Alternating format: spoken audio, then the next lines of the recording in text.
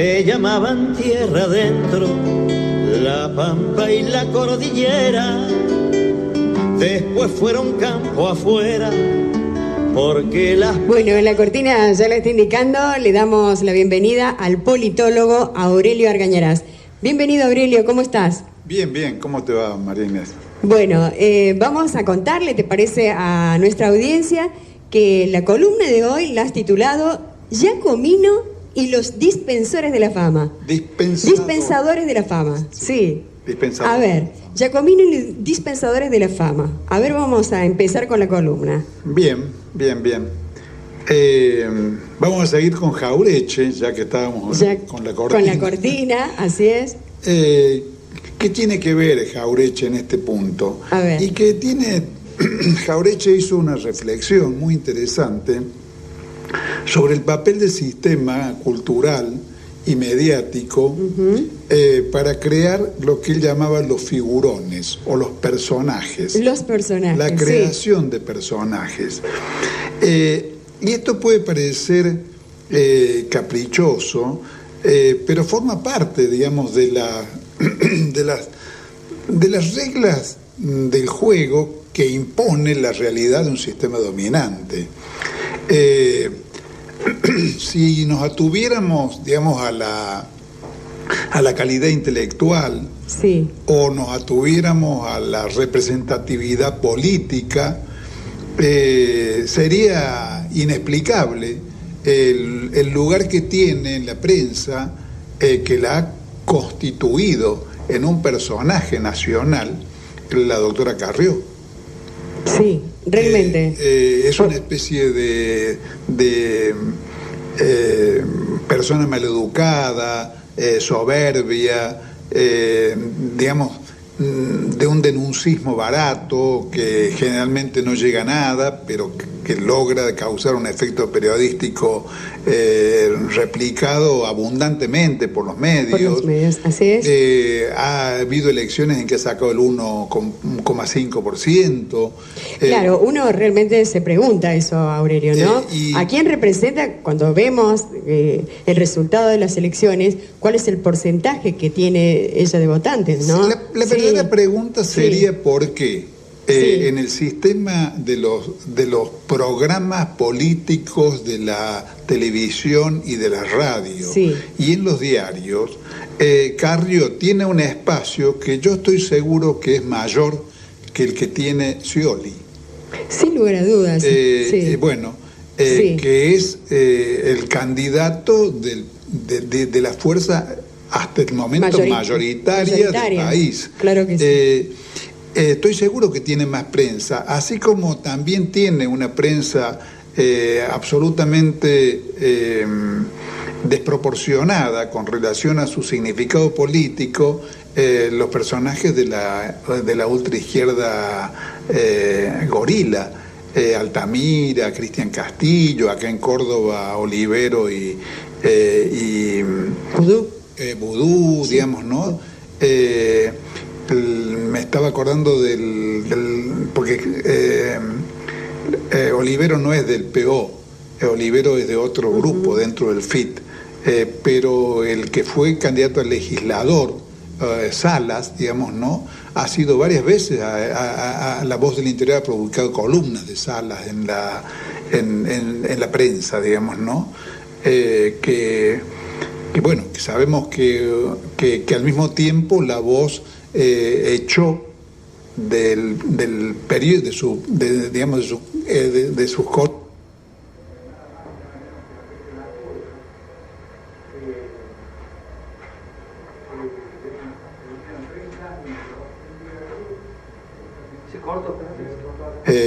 sido un crítico de la mesa de enlace en el conflicto del 2008 con el campo.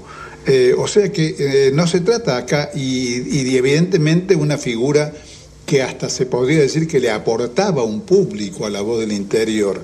Entonces, que, digamos, excluya a La Colla e incorpore ocasionalmente como columnista a Salas, digamos, no es un hecho caprichoso ni es algo que responda, digamos, a las condiciones intelectuales o al aporte intelectual, digamos, de uno y otro, sino evidentemente producto de una selección entre aquellos que son, digamos, marionetas de la política a la cual favorece La Voz del Interior, sí, y los que están en la vereda opuesta a La Voz del Interior. Otra manifestación en el mismo sentido es la manipulación del lenguaje. Vos habrás visto infinidad de veces en distintos medios radiales, televisivos, en la prensa escrita, la palabra relato K. Ah, sí, sí. La palabra relato K sí, es una palabra notoriamente, no hace falta probarlo, destinada a descalificar el discurso, digamos, o la acción propagandística del kirchnerismo, tratando de darle fundamentos históricos, ideológicos y económicos, sí, a su punto de vista. En cambio, jamás he visto en los medios de prensa que las posiciones sostenidas por los economistas neoliberales sean calificados como el relato neoliberal. Ah, no. No existe la palabra, claro, el relato neoliberal. En realidad, cuando hablan los economistas neoliberales, para la gran prensa está hablando la ciencia. Claro. No se trata, ni siquiera se trata de un punto de vista, que es algo más que un relato, porque la palabra relato, digamos, remite a verso, remite al tipo que está tratando de enroscarle la víbora, como se dice en criollo. De manipular a través de las palabras. Exactamente. Punto de vista es, yo diría, que una expresión más respetuosa que relato. Seguro. Sí. Porque está reconociendo la entidad de un discurso que sostiene una posición. En cambio, relato es como digamos, es una cosa que tiene más que ver con la creación del cuento y de la novela que digamos, que con la política o con el análisis económico, histórico y político. Entonces no tiene nada de casualidad que se hable del relato K y se hable de la economía, de los gurúes económicos, como si fuera la expresión acabada de la ciencia y de las matemáticas. Que no admite discusión alguna, por otra parte. Sí. Claro. Entonces, esto forma parte del dispositivo ideológico, cultural, propagandístico del sistema dominante que eleva a la condición de personajes dignos de la respetabilidad pública y dignos de ser escuchados por la sociedad argentina a ciertas figuras que son las que responden a su sistema de intereses y a sus idearios, y con otras las somete al silenciamiento en muchos casos, digamos, ese autor, ese analista, simplemente no existe para los grandes medios, o en otros casos a la mala fama. También, sí. La mala fama, digamos, ¿no? Es decir,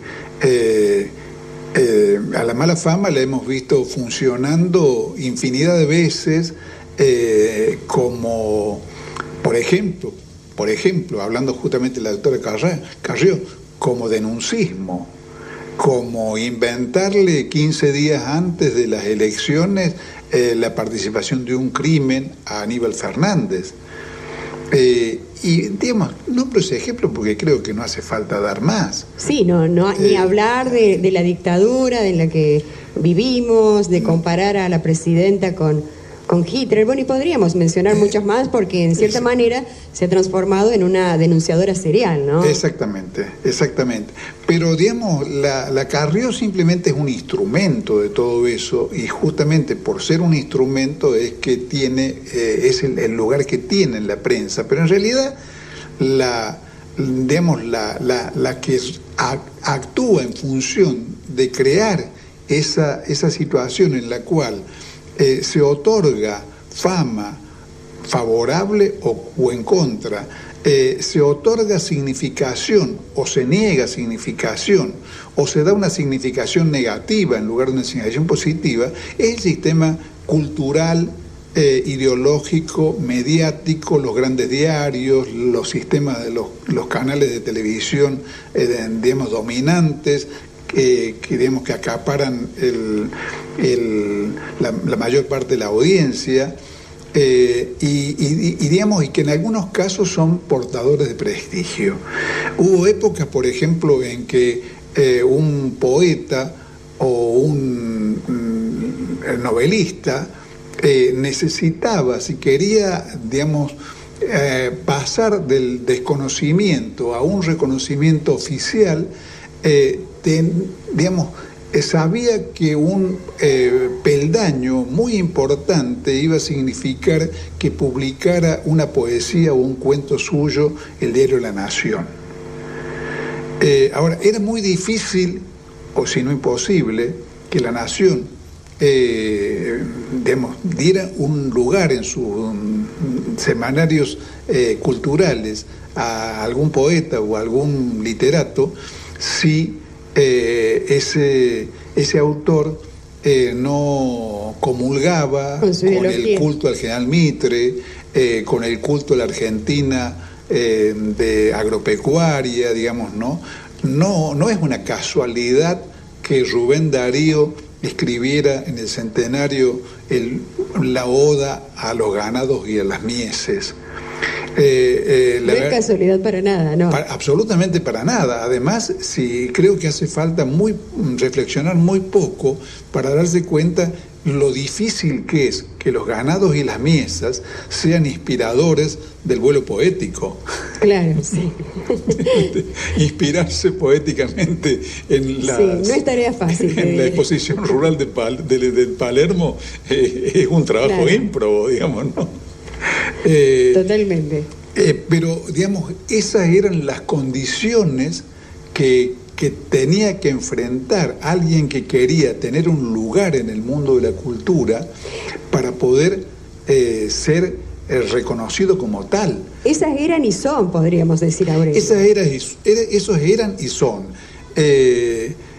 Digamos, qué sé yo, los medios actuales como Internet han creado grietas para que, digamos, se pueda llegar a un público importante, digamos, escapando al corset de los sistemas periodísticos formales y oficiales. De todos modos sigue siendo así. Claro, a eso me refería, sigue siendo así. La doctora Carrió es, en cierto modo, un invento de los medios. ¿Qué tiene que ver esto, me podrás preguntar vos, con Giacomino? Sí, estaba buscando la relación. Bueno, tiene que ver con lo siguiente. Si uno, digamos, como siempre me veo impulsado a, digamos, a explicitar el carácter no neutral de mis puntos de vista.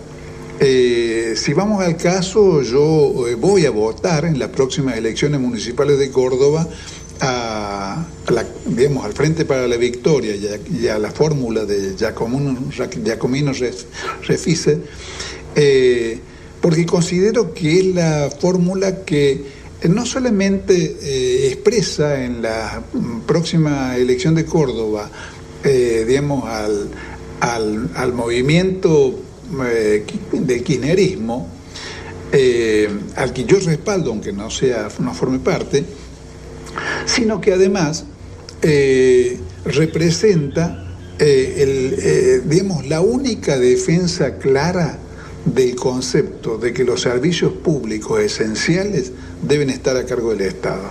O sea, si hay alguien que represente el punto de vista opuesto al que ha desarrollado el actual intendente Mestre, de destruir las dos empresas estatales de Córdoba y transformar al transporte público y a la recolección de residuos en un negocio de firmas amigas, que además lo premian, ese candidato, digamos, antagonista de ese punto de vista, es Giacomino, que ha defendido con toda contundencia el punto de vista de que se deben restablecidas las empresas públicas, y no solamente eso, no solamente lo ha defendido, sino que ¿Podemos decir, Aurelio, que él en su gestión lo llevó a cabo esto? Ha sido el creador de Crece y ha sido, digamos, un impulsor muy claro de TAMSE durante la primera intendencia de Juez.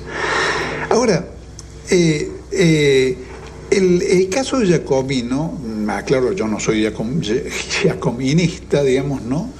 Ni soy un admirador de Giacomino, pero creo que merece una reflexión donde procuremos alcanzar el máximo de objetividad, porque están en juego sistemas de valores.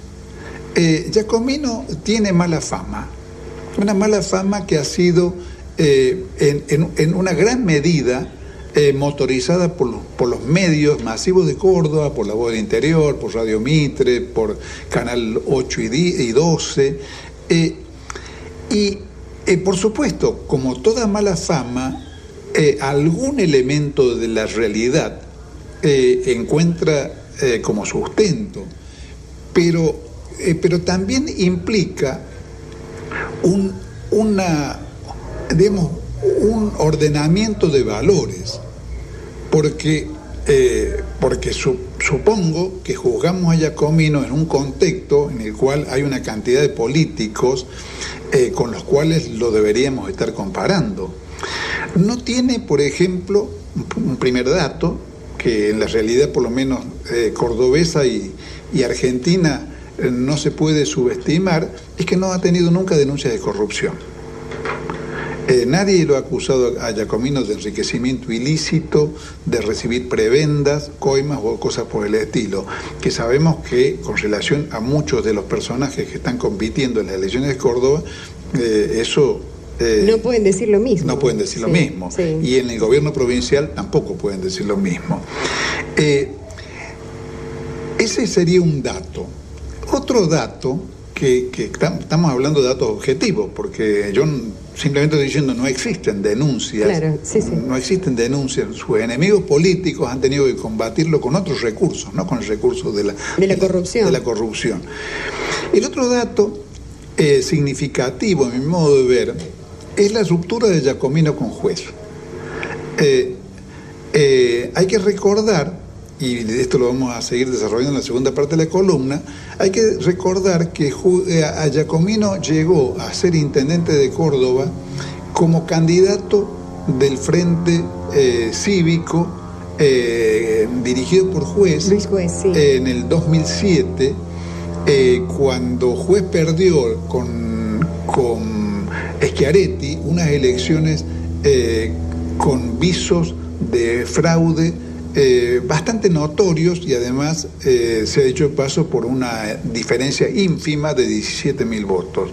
En ese contexto, Giacomino era el candidato del juecismo, digamos así, y como tal, dado el hecho de que Juez y Giacomino sacaron en la ciudad de Córdoba más del 50% de los votos, alrededor del 54% de los votos, si no me acuerdo mal, ese fue el origen de la intendencia de Giacomino, que, digamos, se vio después afectada por una ruptura con Juez, debida a que Juez dejó de ser un aliado del kirchnerismo para transformarse en opositor en el momento aquel en que se subió a un tractor de la mesa de enlace y proclamó su condición de enemigo del kirchnerismo. Allí empezó una situación que vamos a describir en la segunda parte, para tratar de desarrollar este ejemplo, no para llevar agua al molino de Giacomino, sino sobre todo para tratar de comprender cómo funciona esto del aparato de la fama, de los dispensadores de la fama. Y escúchelos conversar de huelgas y obreros vagos, y no pagan ni su trago si el dueño no quiere fiar.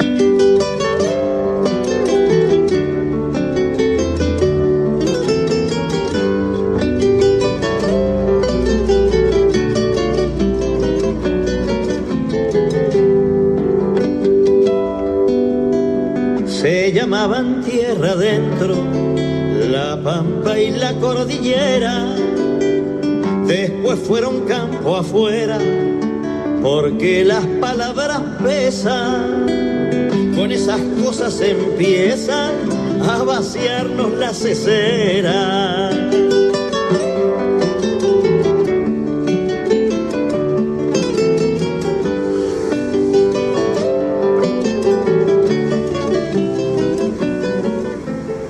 52 minutos, continuamos. ¿Y vos qué pensás? Desde 102.7 Radio Tortuga.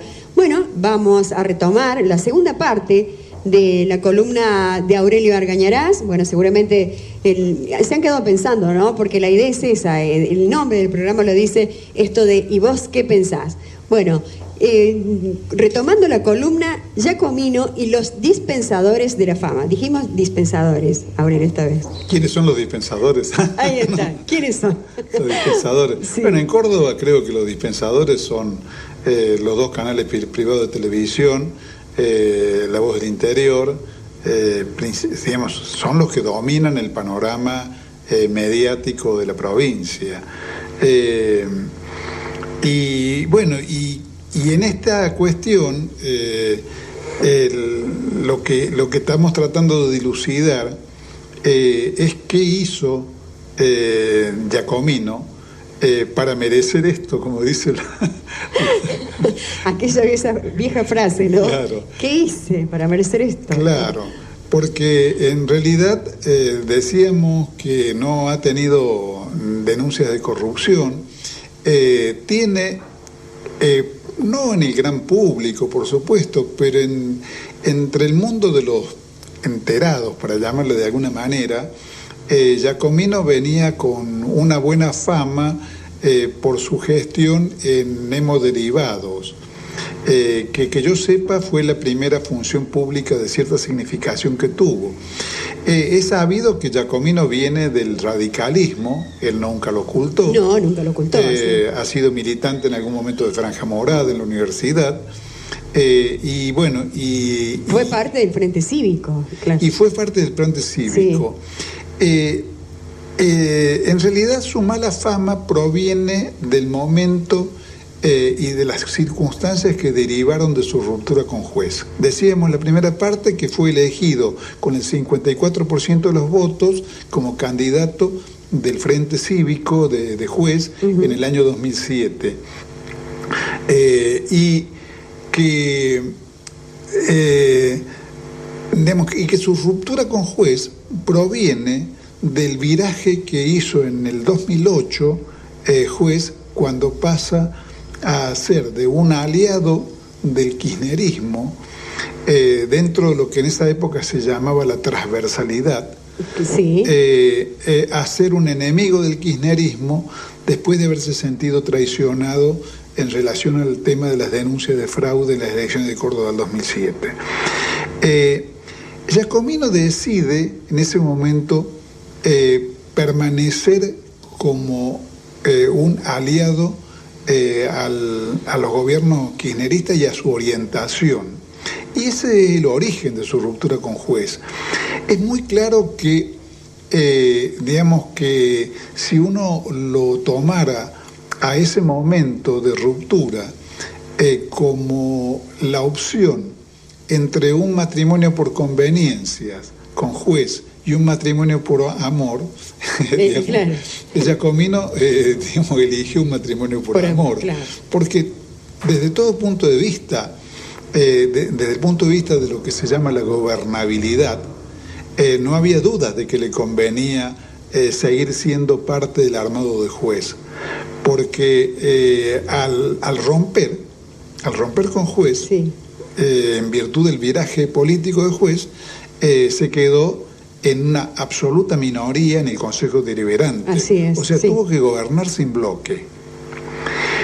Ahora, en realidad, por lo menos es mi punto de vista, y creo que es un punto de vista que comparto con, digamos, con mucha gente, Sí. de considerar que primero están los principios y después está la conveniencia. De que en política lo primero que importa es la línea general, y no el acomodarse al estilo juez a lo que se supone, porque a veces incluso allí se cometen errores, a lo que se supone que es la onda del momento. Juez en el 2008 se subió al famoso tractor creyendo, apostando al triunfo de la mesa de enlace y al derrumbe del kirchnerismo. Sí. Y evidentemente fracasó en el pronóstico y fracasó en la elección, porque al tomar esa decisión quedó colocado en el mismo campo de fuerzas que ya está ocupado por De la Sota y los radicales conservadores de Mestre y Aguad. Claro. Entonces perdió lo que era el sentido de su presencia en la política cordobesa, porque el juez apareció enancado oportunísticamente en el rechazo cordobés al sistema bipartidista neoliberal pútrido de la provincia.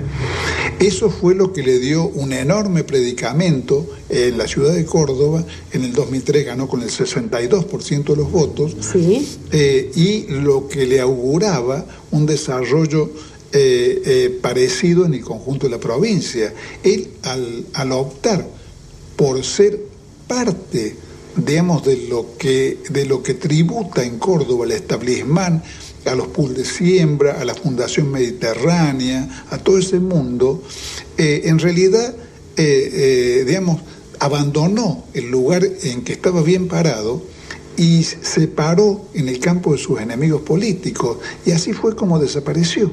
Juez es un muerto político, carece de futuro. Lo único que puede hacer es sobrevivir en algún cargo con esta acumulación de volteretas que nos ha mostrado en todos estos años, porque ha sido sucesivamente amigo de Pino Solanas, de la doctora Carrió, de los, digamos, de Macri ahora, del Grupo A durante una cantidad de tiempo, de Aguad, de Aguad, digamos, ha hecho, digamos, realmente una manifestación, yo diría que el récord Guinness del volteretismo político, y de la falta de principio para actuar en política. En cambio, Juez no ha sido en la misma medida descalificado por el sistema mediático, sobre todo porque cuando pegó aquel viraje, digamos, ese viraje lo colocó en el campo del antikirchnerismo y se transformó en un furioso denuncista partidario, digamos, de la mesa de enlace, de los pools de siembra, del diario Clarín y de todo ese sistema. Entonces, Juez sigue siendo un personaje o un figurón, para usar el lenguaje de Jaureche. En cambio, el que conservó, y eso creo que uno lo debería apreciar, comparta o no los principios de Giacomino, el que mantuvo una coherencia ideológico-política en todos estos años fue Giacomino. Entonces, eso pareciera que es un disvalor, de acuerdo a esta mala fama, digamos, ¿no? Ahora, por supuesto, gobernar como intendente en esas condiciones, yo recuerdo que tenía un bloque de 4 en el Consejo Deliberante de Córdoba, que toda la estructura, digamos, armada por Juez durante su primera intendencia, digamos, consideraba que la ruptura de Giacomino con su jefe era un disparate, y en realidad la situación que tuvo que enfrentar como intendente Giacomino en esas condiciones tan adversas, porque obviamente al elegir ser un aliado del kirchnerismo, no solamente lo tenía en contra a Juez y al bloque juecista, sino también al bloque radical y al bloque de la sotista. No es que ganó nuevos aliados por haber mantenido esa posición, sino que en realidad colocó a todos en contra. Pero además se enfrentó a una cuestión que debería ser una especie de lección para todos los que pretenden construir una fuerza política popular. Se enfrentó a una opción muy difícil, aunque sea aparentemente cómoda, que es la de construir un respaldo o una fuerza política desde el poder. Esto es desde el poder, desde un poder tan menguado como el poder que significaba contar solamente con cuatro concejales. 4 concejales, sí. Pero si ya el hecho de tratar de construir una fuerza con la que no se cuenta desde el poder es difícil, es más difícil todavía no contando con una mayoría legislativa. Además, se tiene siempre como peso en contra el hecho de que si uno está en el poder es candidato a ser mimado y solicitado por un sistema de arribistas que en realidad lo que le interesa es ocupar cargos.